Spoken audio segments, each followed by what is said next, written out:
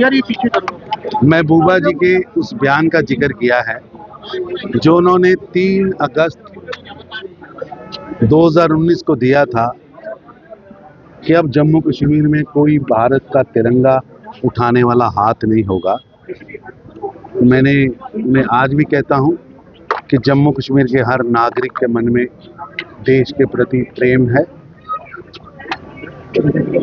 अपने राष्ट्रीय ध्वज के प्रति प्रेम है।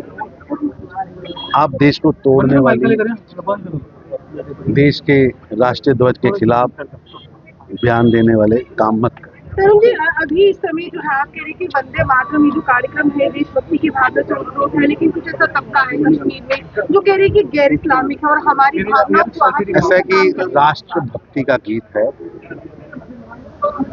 और राष्ट्रीय गीत है। मादरे वतन को सलाम कहने के लिए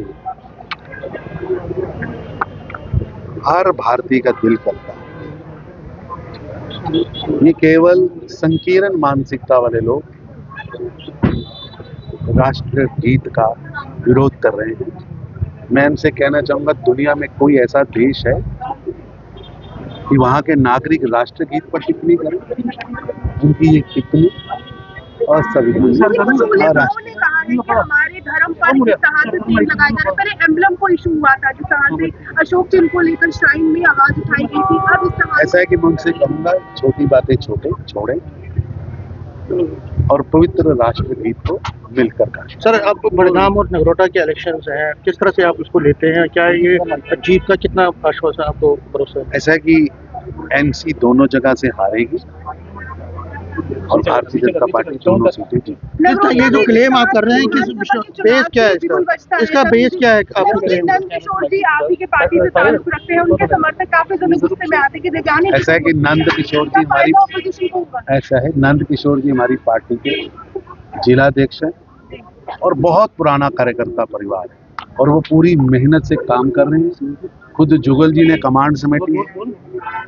ये चुनाव नंद जी के नेतृत्व में हम जीते। आपने पिटीशन डाली है किसी कांग्रेस क्या अपोजिशन के जो लीडर है, क्या पिटीशन है? किस में पिटीशन डाली? बाजवा जी आई थिंक सो आपने डाली। हाँ, मैंने आज चुनाव आयोग में शिकायत की है कि तरन तारण बाई इलेक्शन में पंजाब में कांग्रेस पार्टी रंगरेटे गुरु के बेटे के किताब से नवाजे हुए सिख धर्म के बड़े योद्धा बाबा जीवन सिंह जी का 9वें गुरु गुरु तेग बहादुर जी का शीश लिए हुआ चुनावी सभाओं में इस्तेमाल कर। चुनावी सभा में आप किसी भी महापुरुष का, धर्म का चिन्ह, फोटो का इस्तेमाल करना चुनाव आचार संहिता के विरुद्ध है। उन्होंने चुनावी बैनर में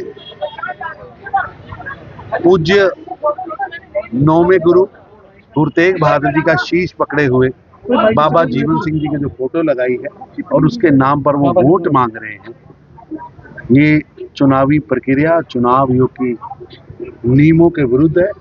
मैंने चुनाव आयोग से मांग की है कि तुरंत कांग्रेस के कैंडिडेट का पर्चा खारिज किया जाए, उन्हें चुनाव से हटाया जाए और एलओपी प्रताप सिंह बाजवा को चुनावी प्रक्रिया से हटाते हुए चुनाव में धार्मिक फोटो का इस्तेमाल करने पर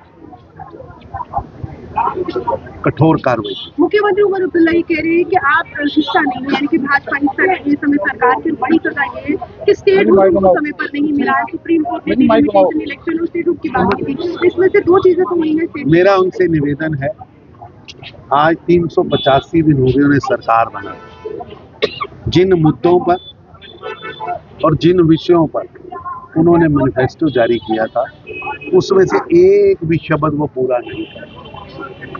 उमर अब्दुल्ला साहब, जनता ने आपको चाहे भाजपा से 1,26,000 कम वोट दिए, लेकिन मेरा आपसे निवेदन है जनता से किया हुआ वादा पूरा करें।